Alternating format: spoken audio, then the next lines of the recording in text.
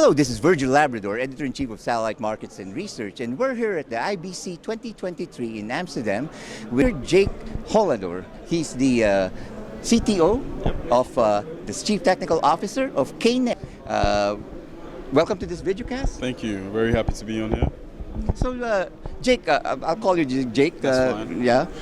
Jake, just for the benefit of our viewers who aren't familiar with KNet, can you give us a brief overview of what you do?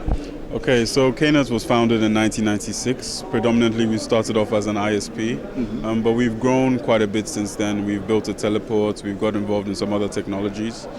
More so now, we're quite focused in our broadcast infrastructure. You know, we build a few different verticals. We offer DTT services, DTH, OTT services.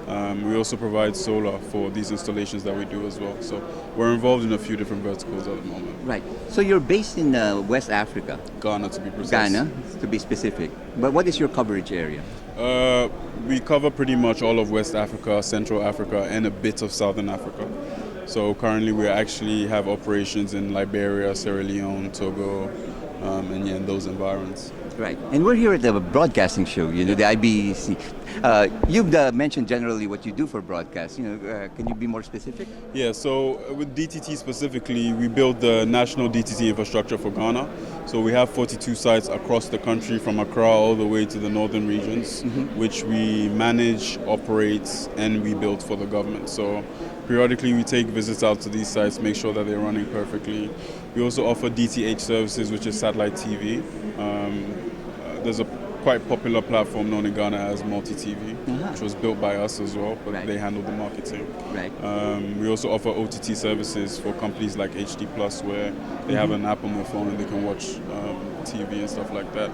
More recently, we launched a DAB pilot for the National Communications Authority for Ghana as well, which is 2 cities to start with, and we launched it just under a month ago. Right. I used to work in a teleport. It's really a part of the business that's kind of close to my heart, and there are many teleports and all over the world, How do you differentiate? How do you get out of the crowd in that space? That's an interesting question. I guess mainly in Africa, the challenges that we face are quite unique to the rest of the world, being that we don't have that great infrastructure, power is not great, roads are not great, access to access to equipment and stuff is not that affordable, So we take pride in the fact that we go above and beyond to gather premium equipment. We have multiple redundancy systems to make sure that our systems are always working up and running well. So we employ solar at our NOC. We have multiple UPSs, we have backup gensets and all those kind of stuff. Oh, now it clears to me, because when I was looking at your portfolio of services, it seemed like it's all the regular teleport services.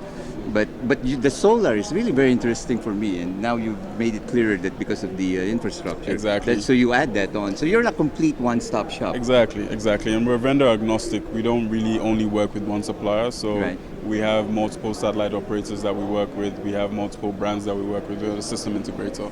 So the key focus for us is finding a solution that works perfectly for you in our region. Right. So whatever it takes, if we have to work with vendor A or vendor B, just make sure that it works well, it works efficiently, and job done.